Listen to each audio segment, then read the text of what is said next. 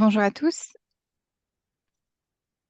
Alors, je vois qu'il y a pas mal de participants qui commencent à arriver. Bonjour, bonjour. Merci à tous de nous rejoindre pour ce webinaire organisé par Softfluent. Aujourd'hui, nous aborderons le thème crucial de la qualité logicielle et nos experts allons vous partager les prérequis et les facteurs clés de succès essentiels pour une démarche d'assurance qualité réussie. Nous allons peut-être attendre juste quelques petites secondes, le temps que vous soyez le plus nombreux possible. Allez, on va dire une trentaine de secondes encore. En attendant, je vous propose de faire connaissance avec le groupe SoftFluent et pour ça, j'appelle Camille, qui fait le modérateur avec moi pour ce webinaire aujourd'hui. À toi, Camille. Merci, bonjour à tous tout d'abord. Donc aux participants et ainsi qu'aux intervenants qui vont ben, échanger sur ce sujet crucial qui est la qualité logicielle. Donc Software qui nous sommes un groupe qui a un peu plus de 20 ans d'expérience, c'est 180 consultants répartis entre l'Île-de-France, notre antenne et siège qui est basé à Antony, et des antennes en région, à Rouen, à Bordeaux et à Sophia Antipolis. Donc, on va venir sur le slide suivant pour nous dire qui nous sommes. Nous sommes une société qui va accompagner ses clients dans la transformation digitale de bout en bout, hein. Alors, on est surtout connu sur le marché sur l'expertise applicative, en web, en logiciel, etc. Mais on ne fait pas que ça. On est présent également autour du conseil, de l'organisation, de la qualité. On a la chance de traiter ce sujet aujourd'hui de la partie cloud d'infrastructure également, tout ce qui est audit de migration, architecture, cloud, DevOps, FinOps, sur les environnements on-prem et cloudifiés, du public, de l'hybride, de l'Azure, de l'AWS, du GCP, et sur toutes les solutions un petit peu collaboratives et innovantes autour de la data et d'un terme qu'on voit de plus en plus apparaître, l'intelligence artificielle. Mais ce n'est pas le thème d'aujourd'hui, du coup on va se concentrer sur le thème du webinaire autour de la qualité logicielle avec nos intervenants de ce jour. Je vous laisse la main. Merci à tous. Merci, Camille. Alors, je vois qu'on est presque complet, donc on est déjà à une trentaine. Merci d'être là. On va passer tout de suite au sujet du webinaire et je souhaite la bienvenue à Saber Rahmouni, qui est notre expert test logiciel et QA et qui occupe aujourd'hui le poste de test manager et auditeur QA chez Softfluent. Je souhaite également la bienvenue à Philippe Lacroix, pardon, de Bruno, qui est notre invité du jour. Il est DSIO chez Bruno et en charge du service solutions spécifiques métier. Bienvenue à tous les deux et à toi, Saber. Merci Mariam. Bonjour et bienvenue à tout le monde. Comme elle a présenté Camille et Mariam, donc aujourd'hui on va parler qualité, on va parler des prérequis et les facteurs clés pour une démarche QA réussite. Mais avant de commencer le premier sujet, j'aime bien évaluer, donc avoir une idée sur votre expérience avec l'assurance qualité. Donc merci bien de vouloir répondre à la question qui apparaîtra sur vos écrans. Donc, quelle est votre expérience avec les tests logiciels? Donc, on découvre tout juste, on a encore beaucoup à apprendre, on se débrouille bien ou on est des testeurs chevronnés.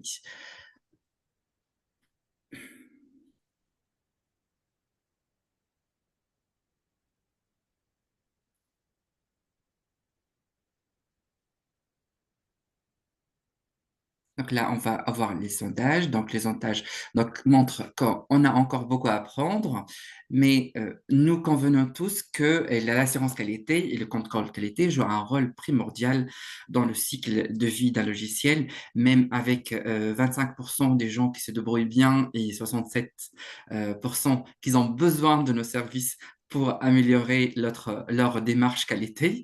On voit très bien que ça joue un rôle très important dans le cycle de vie de logiciel. Et depuis l'idée initiale, depuis l'idée de l'architecte jusqu'à les déploiements, on a besoin de la qualité. Pourquoi on a besoin de cette démarche qualité? Pour les trois principaux objectifs.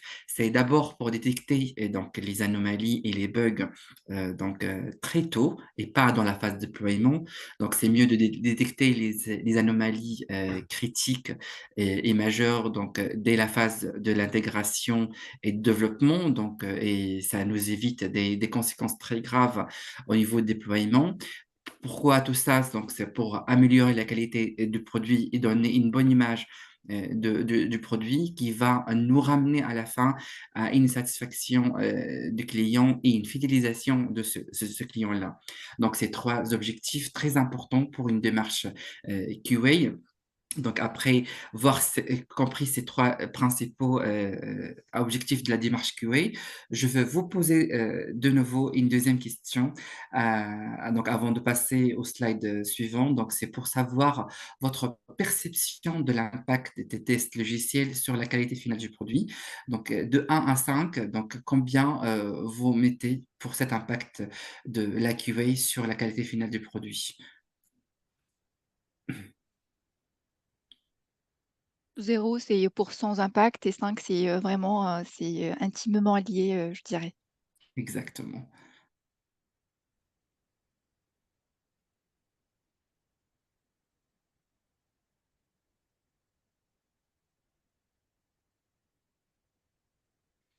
Donc, on voit que tout le monde, nous sommes d'accord. Donc, entre 4 et 5, donc c'est la présence ou l'absence de la démarche QA donc, va impacter beaucoup donc, la qualité du produit. Et pour confirmer ça, donc dans les slides prochains, donc, je vous présente des exemples des entreprises qui ont subi donc, des pertes énormes donc, suite à des bugs logiciels non détectés avant le déploiement. Donc, je cite l'exemple de Knight Capital Group, donc, et l'exemple de Volkswagen en 2015, l'exemple de Apple en 2012, Ariane, la fusée Ariane 5 en 1996 et l'exemple de Samsung Galaxy Note 7 en 2016. Les cinq exemples, ils ont subi des pertes énormes. Donc, je vais c'était rapidement les pertes en dollars. Donc, pour le premier exemple, Light Capital, donc, c'était une perte de presque 500 millions de dollars. Pour Volkswagen, donc, c'était une perte des milliards de dollars. Pour Apple aussi, c'était une perte d'image et des clients et aussi des milliards de dollars. Pour Ariane 5, donc ils étaient presque 400 millions de dollars d'une perte et Samsung Galaxy, c'était des milliards de dollars. Donc les cinq exemples, on voit très bien donc l'impact de ces bugs non détectés avant déploiement côté coût et budget, mais aussi côté image du produit et de la marque, aussi sur la satisfaction des clients et de la perte d'un énorme nombre des clients. Donc, on va se focaliser sur un seul exemple comme le temps et on n'a pas beaucoup de temps, mais après, je vous partage les cinq exemples. Vous pouvez les voir en détail sur Internet. Donc, l'exemple de Apple Maps, donc le problème, c'était vraiment un problème que l'application a été lancée avec de nombreux bugs sur la cartographie. Et ces bugs-là n'étaient pas détectés avant le déploiement, suite qu'on n'a pas adopté une démarche qualité sur ce qu'on appelle les tests d'intégration et les tests de performance. Donc, du coup, ça fait subir Apple donc, une grande perte et surtout la confiance des utilisateurs. Donc, on voyait la cartographie, donc, il est utilisé les maps pendant les trajets, pendant la conduite, pendant une recherche.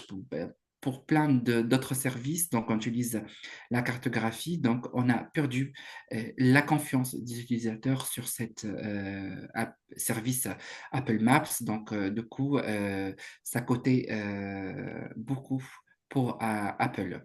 Donc, on peut aussi voir l'exemple rapidement de Knight Capital Group. Et ça, c'est un type de test, les tests d'upgrade.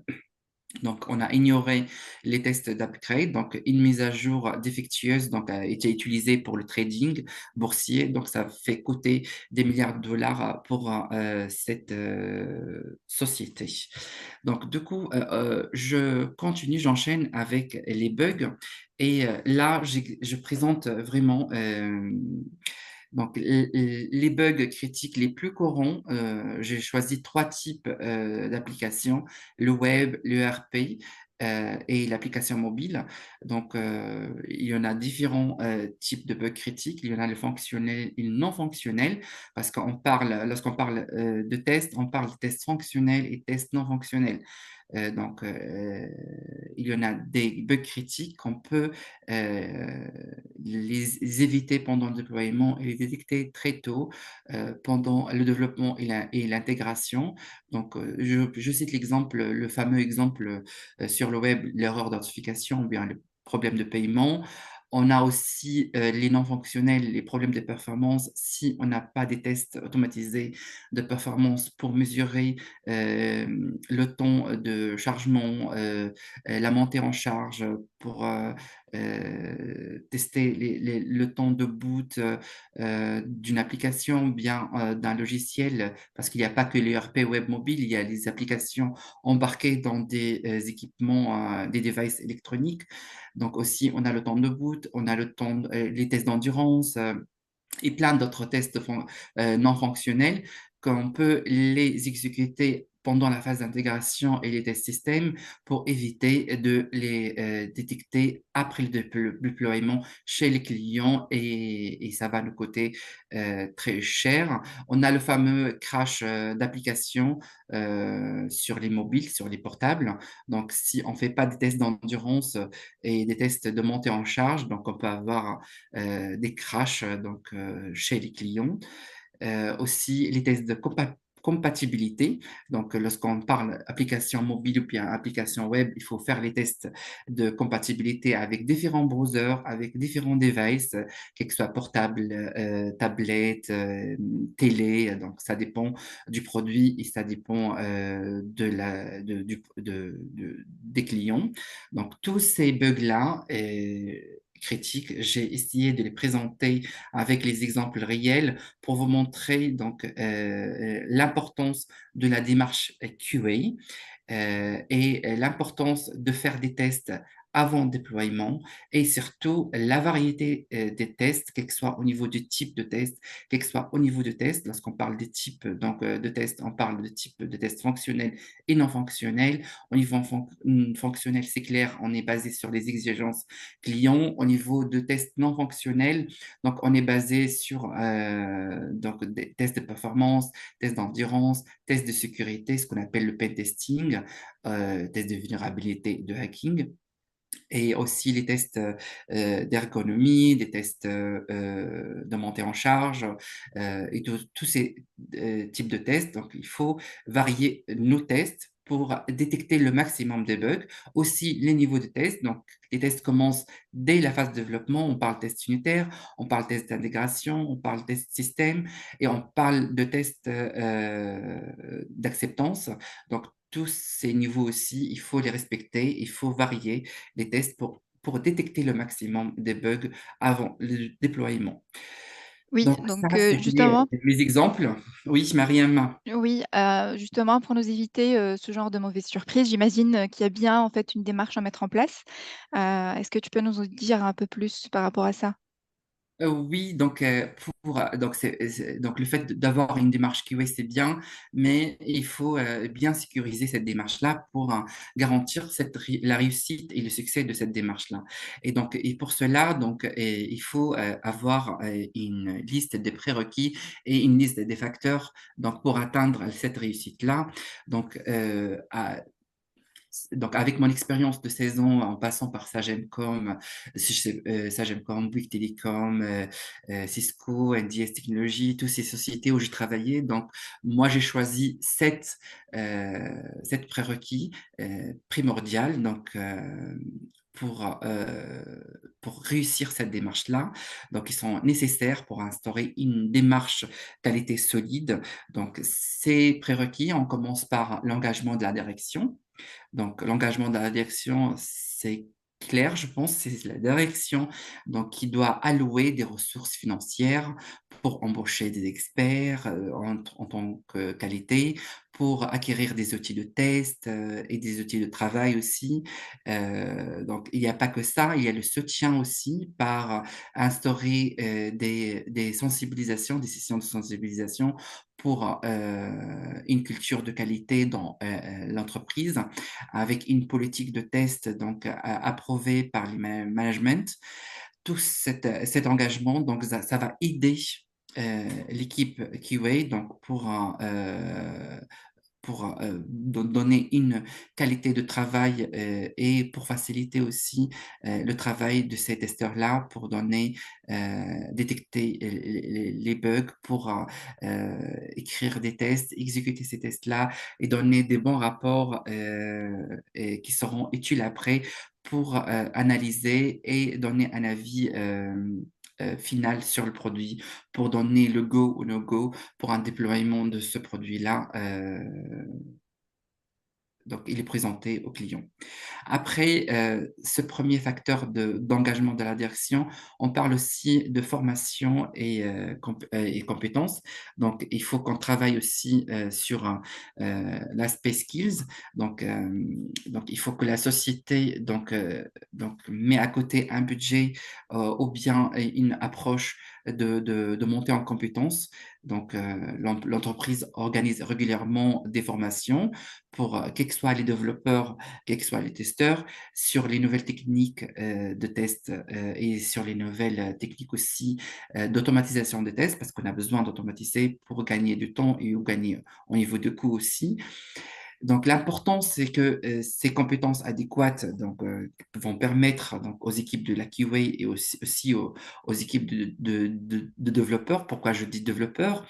Parce que les développeurs, c'est eux qui vont faire les tests unitaires et les testeurs vont continuer la liste des types et niveaux de tests. Donc, ça va permettre ces compétences-là à détecter et corriger les bugs plus efficacement, donc, et avec des dernières pratiques et des dernières technologies dans le marché. Et avant de passer au troisième prérequis, donc je veux de nouveau donc, appeler les invités donc, à répondre à la troisième question, donc pour avoir une idée sur vos méthodes de travail et vos outils de travail. Et c'est surtout sur le sujet d'automatisation des tests. Donc aujourd'hui, est-ce que vous automatisez les tests? Est-ce que vous êtes sur les tests manuels? Est-ce que vous êtes hybride entre l'automatisation et le manuel? Donc j'attends vos réponses et après je réagis.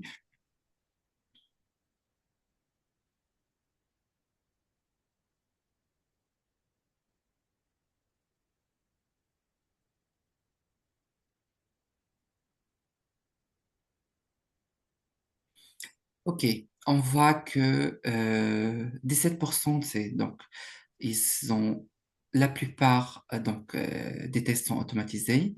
Donc 50% presque sont partiellement automatisés et 29% donc ils sont sur le manuel à 100%. Donc, pourquoi le prérequis outils et technologies appropriées? Donc, le manuel, c'est clair, donc c'est tests manuels qu'on va l'écrire manuellement, qui sont exécutés manuellement et qui sont coûteux, qui vont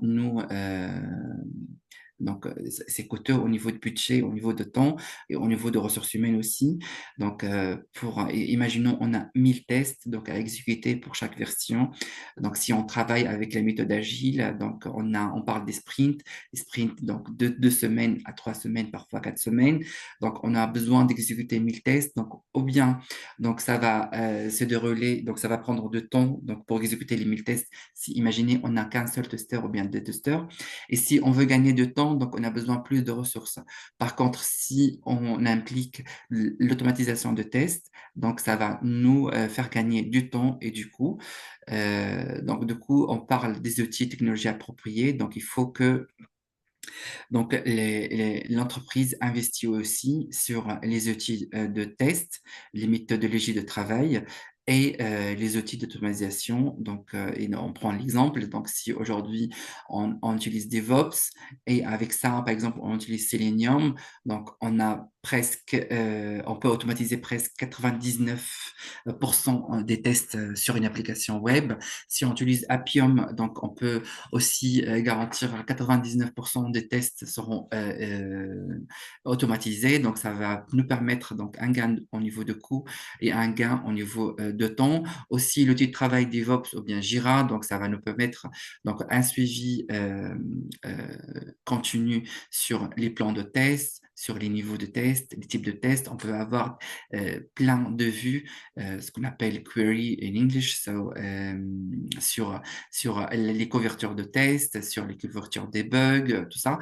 Donc, ces outils-là, ça va nous permettre donc de gagner au niveau de temps, au niveau de coût et au niveau aussi de la qualité. Donc, on peut suivre notre qualité de travail et nos qualités de test, nos qualités de rapport et un suivi des bugs et de correction des bugs et des fonctionnalités, développement de fonctionnalités et plein d'autres choses. Après, on parle de quatrième prérequis, c'est la définition de processus. Donc, si on a, dès le début du projet, donc on a défini un processus de qualité dès le début avec une stratégie par sprint si on travaille en méthode agile ou bien une stratégie globale si on travaille en modèle V. Donc, dès le début du projet, on définit un processus avec des documents, avec des guidelines très clairs. Donc ça va nous permettre aussi une réussite de cette démarche qualité.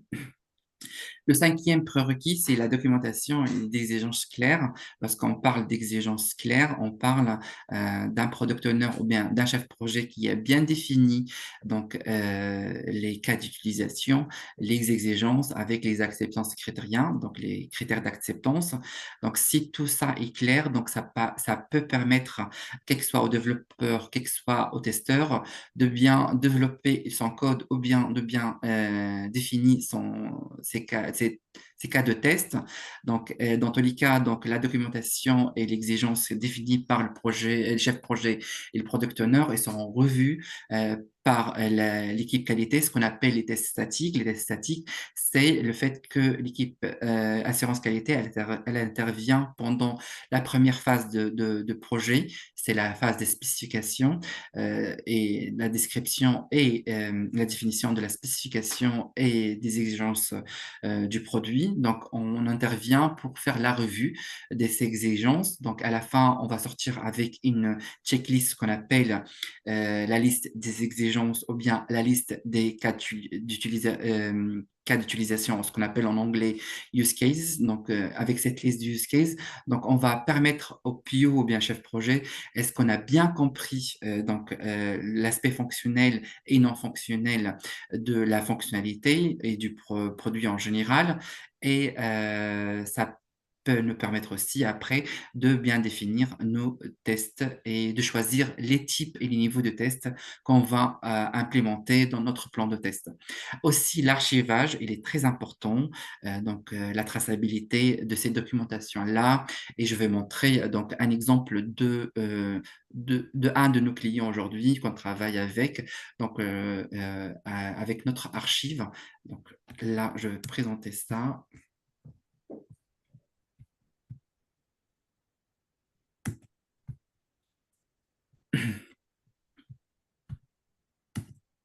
OK. Donc là, c'est un exemple de traçabilité, d'archives de l'un de nos clients. Donc, on voit donc très bien ici, donc il y a un dossier de documentation de référence où notre équipe QA, donc elle met tous les spécifications, les documentations, les normes utilisées et à respecter pendant le développement du projet, tout ça. Donc, après, on a un deuxième dossier où on met tout ce qui est plan et stratégie de test. Donc, on a un troisième dossier où on met toutes les approches d'exécution et les guidelines d'exécution des tests manuels et automatiques. On a un quatrième dossier où on met tout ce qui est gestion des défauts, quels que soient les templates, les rapports, les templates des rapports, et les guidelines, les workflows, donc le cycle de vie d'un bug de A jusqu'à Z. On a aussi un dossier pour les livrables et archives. Je parle de livrables et archives côté équipe QA parce qu'on a un autre grand dossier pour tout ce qui est est développement et version. Mais là, c'est tout ce qui est livrable côté équipe QA. Donc, on livre des rapports, on livre des rapports de test, on livre des couvertures, on livre des suivis de contenu de la couverture de test et plein d'autres choses.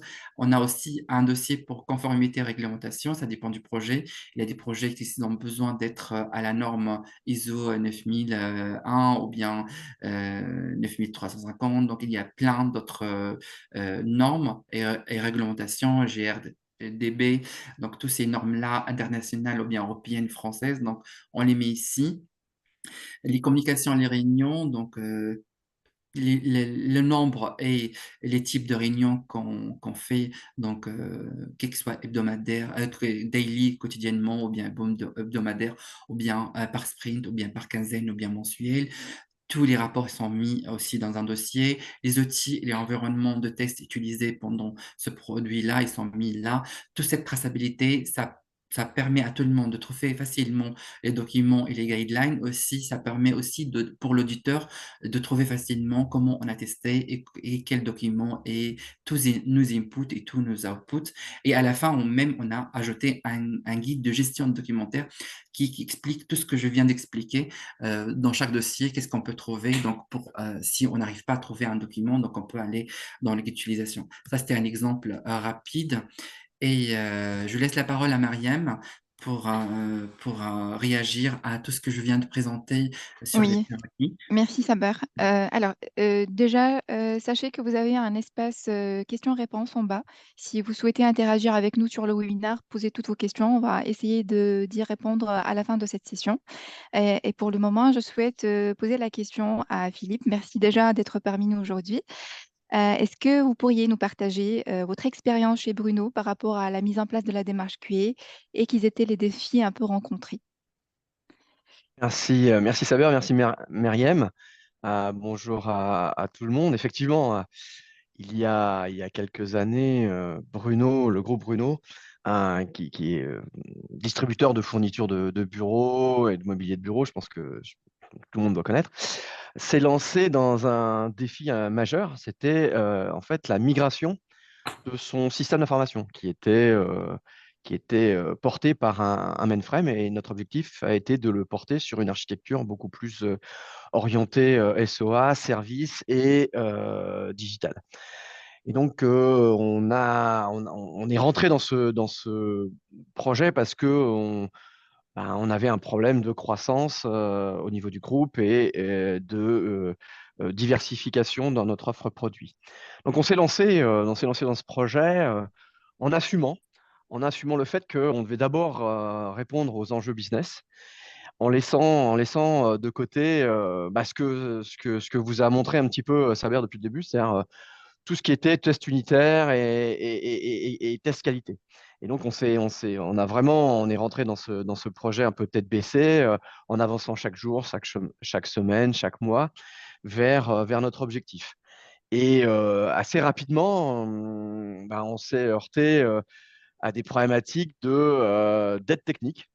Et donc, dès que l'on a mis en place et déployé en production les premières versions de notre nouveau système d'information, il s'est avéré que nos utilisateurs ont rencontré beaucoup, beaucoup, beaucoup de problèmes. Et nous-mêmes, à la DSI et notamment dans mes équipes, on s'est heurté très rapidement à devoir corriger une somme d'anomalies très, très importantes, de plus en plus importantes, et au détriment de l'avancée fonctionnelle que l'on pouvait délivrer à nos utilisateurs. Alors face à ça, qu'est-ce qu'on a fait? On a mis en place une pause. Alors on avait délivré nos premières versions du système d'information qui permettaient à nos utilisateurs de travailler, mais on a dû mettre en place une pause de quelques 6 mois où on s'est tous consacrés à reprendre et à remettre sur les bons rails tous nos développements. Et pour cela, on a travaillé sur plusieurs axes à la fois. Le premier, c'est un axe organisationnel où on a réorganisé les équipes en équipes Agile Scrum. Donc là, pour vraiment mettre en place cette méthodologie et cette qualité de production de nos codes. Et en parallèle, on a mis en place toute une série de tests fonctionnels. Alors, on ne pouvait pas repartir sur des tests unitaires, on avait un legacy trop important.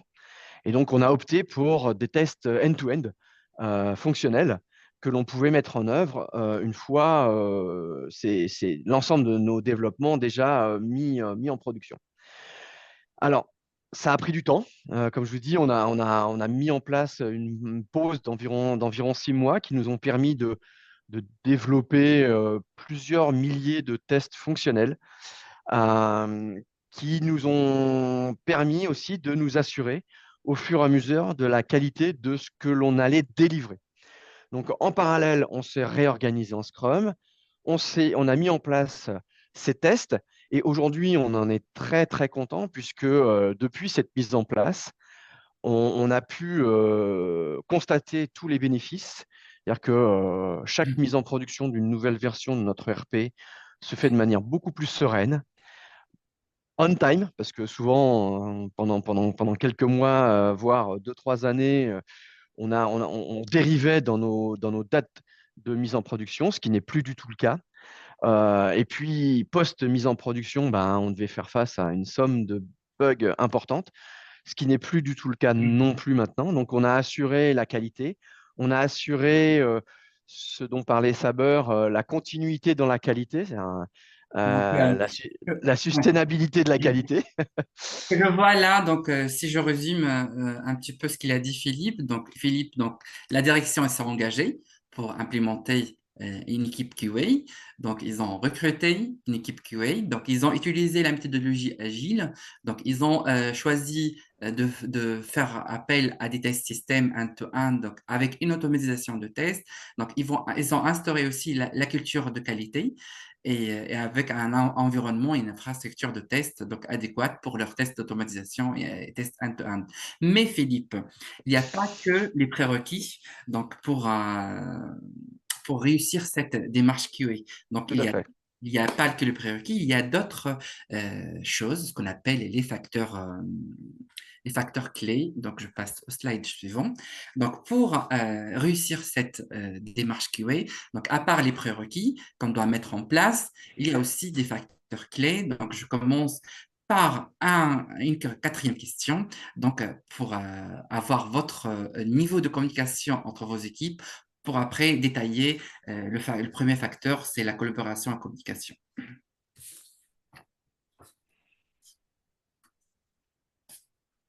Donc, les questions, comment vous évaluez la collaboration entre les équipes de développement et les équipes QA dans vos entreprises?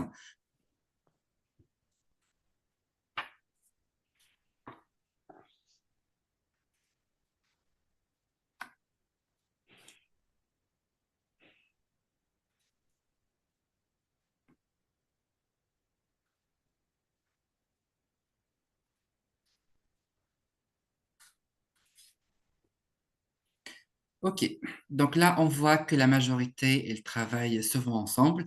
C'est un bon résultat, donc c'est rassurant. Malgré que toujours je souligne qu'il faut avoir la neutralité de l'équipe QA par rapport à l'équipe développement. C'est qu'on peut travailler ensemble, mais il ne faut pas qu'on soit influencé par les développeurs. Il faut que la QA soit influencée juste par la spécification et les exigences. On collabore ensemble, on travaille ensemble, on communique ensemble. On a des réunions daily dans le Scrum si on travaille en méthode agile, comme vient de dire Philippe. Donc, on a un daily pour parler des blocages, pour avoir un support, quel que soit, de développeurs et vice-versa, de développeurs vers le testeur ou bien des testeurs vers le développeur. Donc, c'est bien de communiquer, mais il faut rester toujours neutre. On a comme je viens de dire, des daily, on a des réunions de feedback et de briefing, donc on peut échanger aussi dans ces réunions-là. Donc, chaque facteur que je vais présenter, je vais parler aussi des bugs des problèmes qu'on peut rencontrer si on ignore un des facteurs dans la démarche QA, comme l'exemple de collaboration et communication. Si on ne communique pas très bien entre PO, entre développeurs, entre testeurs, donc on peut avoir ce qu'on appelle des faux bugs, donc des faux bugs créés par les testeurs suite à cette mauvaise communication, donc suite à des malentendus, donc une mauvaise présentation ou bien et un manque de communication pour présenter bien les exigences et l'aspect fonctionnel peut ramener à des faux bugs, donc ce qu'on appelle des fausses manip. Donc les testeurs, ils ont mal compris l'aspect fonctionnel. Pour cela, on fait des tests statiques pour faire la revue d'exigences et c'est des réunions et des ateliers entre les testeurs et le PO ou bien l'architecte du produit. Donc, le deuxième facteur clé, c'est ce qu'on appelle la planification rigoureuse. Donc, si par exemple, on travaille avec la méthode agile, donc il faut impliquer l'équipe QA dans la planification du sprint. Donc, pour chaque nouvelle fonctionnalité ou bien une nouvelle user story, il faut faire appel à l'équipe QA pour faire la revue statique, pour faire les tests et aussi pour définir le besoin en temps automatisation de tests dans le planning du sprint. Donc, il ne faut pas ignorer donc l'équipe QA pendant la planification pour arriver à réussir cette démarche. Après, le troisième facteur clé, c'est l'intégration continue. C'est-à-dire, donc, pour les développeurs, ça c'est connu. Donc, on a ce qu'on appelle CI/CD. Donc, ils ont le développement, après la revue du code, après donc committer le code sur GitHub. Après, GitHub va notifier Jenkins pour lancer la génération automatique de la version. Et après, on peut continuer cette intégration continue CI/CD en intégrant l'automatisation de tests. Lorsqu'on lance la version, on va automatiquement Jenkins, je prends un exemple réel, Jenkins va lancer une campagne de test automatique. À la fin de la campagne de test automatique qui ne dure pas longtemps, qui va nous coûter, nous fait gagner du temps et pour avoir un avis rapide sur la version. Donc, après la fin de la campagne de test, les résultats seront remontés automatiquement sur DevOps ou bien test plan ou bien sur Jira X-Ray et on aura des résultats donc sur les outils de travail. Et si on continue encore, donc on aura des dashboards sur les résultats de test et les bugs détectés pendant les failures détectées pendant l'exécution de la campagne de test automatique. Tout ça, ça peut être automatisé. Ce sera une chaîne automatique. Ça va nous faire gagner beaucoup de temps et avoir un avis rapidement sur la version avant de commencer vraiment des longues campagnes de test, avant de l'envoyer la version si on a une équipe de QA externe, donc externalisée, donc avant de lancer une campagne très longue avec une équipe externe, donc on teste notre version avant l'envoyer avec le modèle V, ce qu'on appelle des tests d'intégration. Donc, on va tester la version avec ce qu'on appelle des check tests ou bien sanity tests ou bien quick tests. C'est une campagne automatisée rapide qui donne un avis rapide sur le produit. Et tout ça, on peut l'automatiser dans une chaîne complète de bout en bout, donc depuis le développement jusqu'à le rapport de test.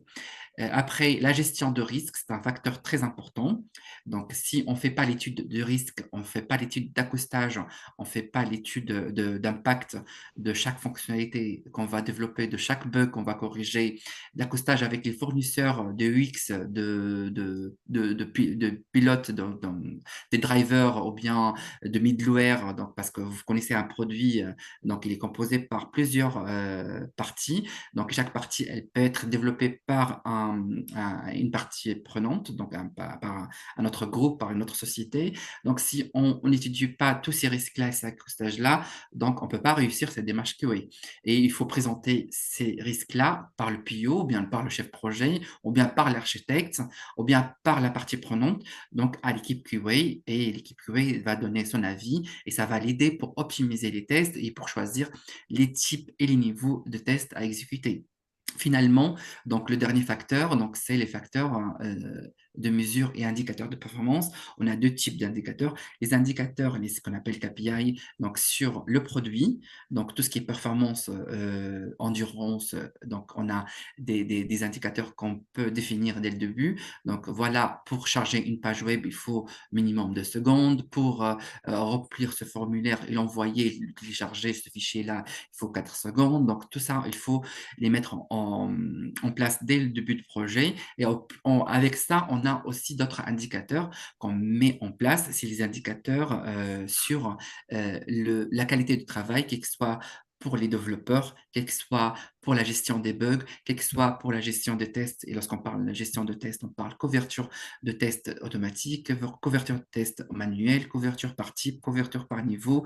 Et aussi, on peut mesurer les incohérences de notre qualité de travail. Donc, on peut mesurer, faire des mesures sur des incohérences structurelles, sur la définition des tests, la gestion des tests, l'exécution de tests. Et là, je présente des dashboards de nos clients, de un de nos clients, pardon. Donc ça, c'est un exemple de dashboard. On a le nombre de tests existants aujourd'hui. J'utilise mon laser, donc c'est là. Donc après, on a le backlog des tests à finir. Là, on a les test cases par domaine et par statut, donc les tests exécutés, les tests qui sont prêts à exécuter, les tests planifiés, les tests obsolètes, les tests en mode design. Après, on a les résultats, donc par résultat failure ou bien passé ou bien not run, non applicable ou bloqué. Le bloqué, ça va nous permettre de savoir c'est quoi le blocage. Il faut ouvrir un ticket, ils ont besoin d'un support, ils ont besoin d'une formation ou bien d'une explication fonctionnelle. Les failures, ça ramène à des bugs. Donc, et le jaune, ça va nous permettre de savoir pourquoi on n'a pas testé cette partie-là, tout ça. Après, c'est une vue globale sur le résultat du test sur le projet. Un autre slide sur les bugs, la gestion des bugs. Donc, on a les bugs ouverts. Là, si on a des bugs critiques, ça sera notifié dans le dashboard. Après, on a des bugs par statut de bug. Est-ce qu'il est résolu? Est-ce qu'il est nouveau? Tout ça. Ça aide le chef projet ou bien le plus haut pour la planification de son sprint. Après, on a les bugs ouverts par sévérité, critiques, médium. Donc, c'est majeur ou bien mineur. Après, c'est une vue globale. Et on a aussi d'autres dashboards. Donc, sur les incohérences, je ne l'ai pas présenté ici parce que j'ai pas assez de temps. Donc, et j'ai fini avec les Merci feedbacks. Saber. Et je laisse la parole à Merci Mariam. Saber. Je vais m'adresser à Philippe une deuxième fois. Votre réaction à chaud comme ça par rapport à ces facteurs clés de succès qui viennent d'être présentés par Saber, vous êtes plutôt d'accord? Vous souhaitez ajouter, insister sur un point en particulier? En fait, il y a deux sujets derrière ces facteurs clés de succès. Il y a le facteur humain et le facteur technique. Pour moi, au niveau côté humain, la collaboration et la communication, c'est essentiel. Alors, c'est apporté aussi et c'est aidé par la méthodologie Agile Scrum, mais le fait de bien communiquer, bien collaborer en amont, que ce soit au niveau des équipes de développement ou entre l'équipe de développement et l'équipe de test, pour moi, c'est clé. Après, ça se décline technologiquement en la mise en œuvre du CI/CD, des tests automatisés. C'est-à-dire que nous, par exemple, chez Bruno, aujourd'hui, on déroule des scénarios. On en a, comme je vous ai dit, plusieurs milliers. On a quelque chose comme 2500. Ces scénarios, s'ils ne sont pas tous au vert, en fait, le chemin de la mise en production s'arrête.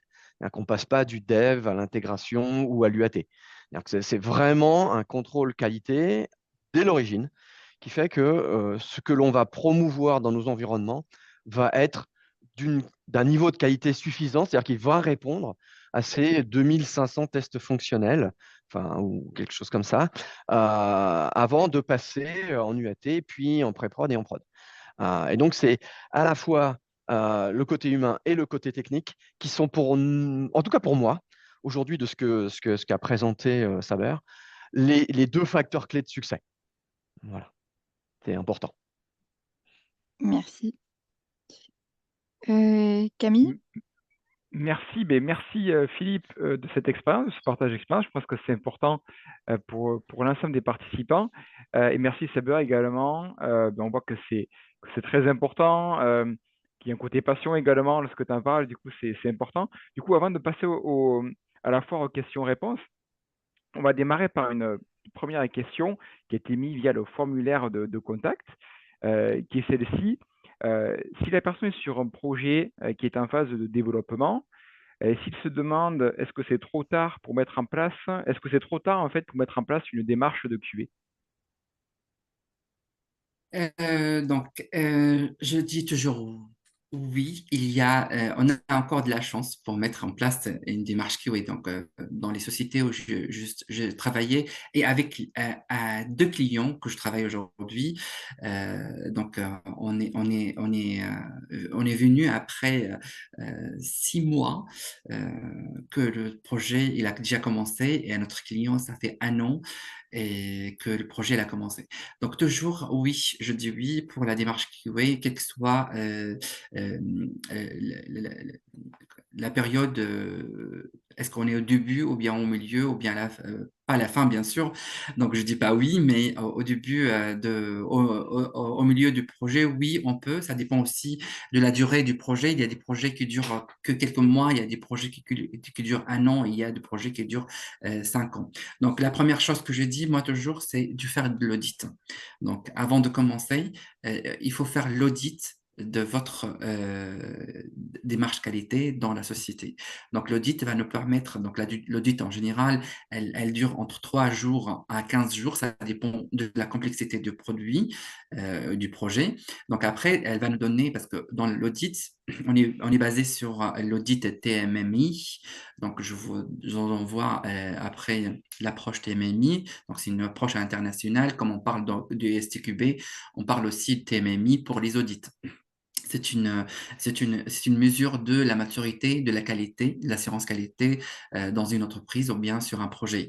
Donc, cette audit va nous permettre d'avoir une idée et des notes sur chaque partie de votre démarche qualité, parce que la démarche qualité, il est très large, il y a plein de choses dans la démarche. Et après, ça nous permet aussi de faire des recommandations.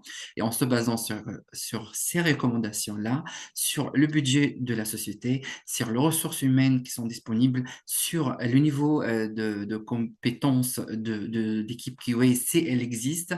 Donc, on peut appliquer des recommandations. On peut commencer par des tests unitaires, on peut commencer par tests unitaires et tests manuels, on peut commencer par appliquer toutes les recommandations. Ça dépend toujours de la complexité du projet et du budget et surtout de l'engagement de la direction, le premier prérequis que j'ai présenté dès le début du webinaire. Merci Saber. Merci Saber. Alors, on a deux questions via le Q&A. Il y a une question sur les outils et les technologies. Donc, comment choisir les outils de test adaptés à notre environnement technologique? Je te laisse répondre, Saber, brièvement, comme ça on peut prendre les deux autres questions qui restent. Ok. Il est déjà 12h18, mais on ajoute quelques petites minutes pour répondre aux questions. Déjà, c'est une bonne question parce que ça me permet, parce que je veux publier 2 articles, un article sur l'audit QA et un article sur les différents, c'est une comparaison entre les différents outils d'automatisation avec des différents types d'applications et du produit, hein. Donc, vous pouvez, dès qu'on publie, donc on va vous envoyer le lien vers ces articles-là. Donc, moi, toujours, je dis, essayez de bien réfléchir dès le début du projet, de choisir le bon outil de travail et le bon outil de test parce que il faut penser pas que à court terme, parce que j'ai une pression, il faut que j'ai des dashboards, faut que j'ai un rapport de test pour le présenter au client. Il faut pas penser au court terme, il faut penser à long terme, il faut penser à l'intégration continue, le CI/CD. Donc, si vous avez mal choisi vos outils dès le début, donc vous allez trouver après des problématiques pour la migration sur un nouveau produit. Donc, il faut choisir dès le début un outil qui va vous permettre de faire l'intégration continue.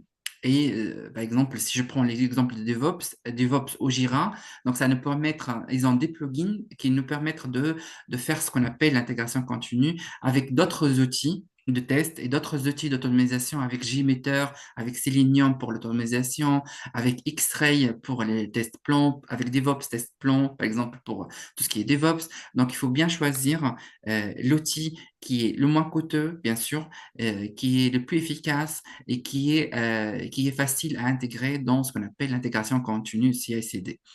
Et, Ok, et après, merci Samer. c'est facile à être utilisé par vos testeurs. Donc, pour gagner du temps aussi, hein, et Ok. gagner au niveau du coût.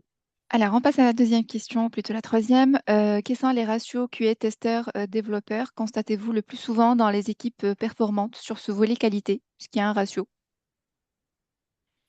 Donc là, la question, ce que je comprends, donc c'est le nombre de développeurs par rapport au nombre de testeurs dans une équipe, c'est ça? je pense? Oui, moi aussi, je pense, si vous pensez autre chose, dites-le moi, parce que moi, c'est ce que je Oui, la comprends. personne qui a posé Non. la question, peut-être qu'il peut saisir une réponse et donner plus de précision, mais Oui, en fait, ça dépend toujours de la complexité du produit. On peut avoir, donc, par exemple, je prends un exemple, donc on peut, sur une équipe de 10 personnes, ça dépend du projet. Donc, pour un petit projet, donc, on peut avoir 2 développeurs pour un QA.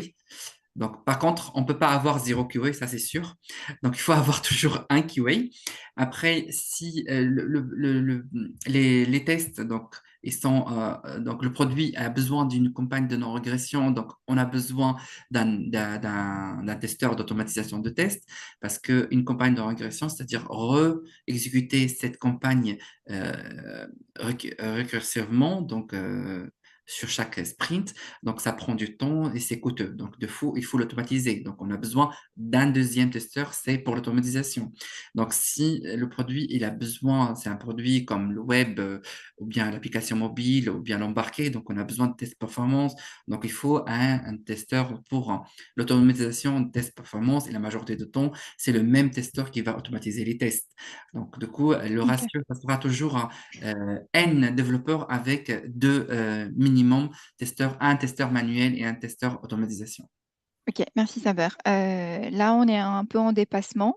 Donc, je vous propose de nous arrêter ici pour aujourd'hui, mais sachez que nous recevrons avec plaisir toutes vos questions via notre site. Vous pouvez nous écrire, on prendra le temps de vous répondre. Pour rester informé de nos prochains événements, n'hésitez pas à vous connecter sur nos réseaux sociaux et à vous abonner à la newsletter. Encore une fois, merci Saber, merci Philippe, Camille, toute l'équipe, et Merci merci à vous Mariam. d'être présents Merci pour Myriam. aujourd'hui. Et à Merci bientôt. Camille. Bon appétit à Merci tous. Philippe, merci Au Saber, revoir. à Merci Merci tout bientôt. le monde. beaucoup. Merci tout le Au revoir. monde. Au revoir. Au revoir.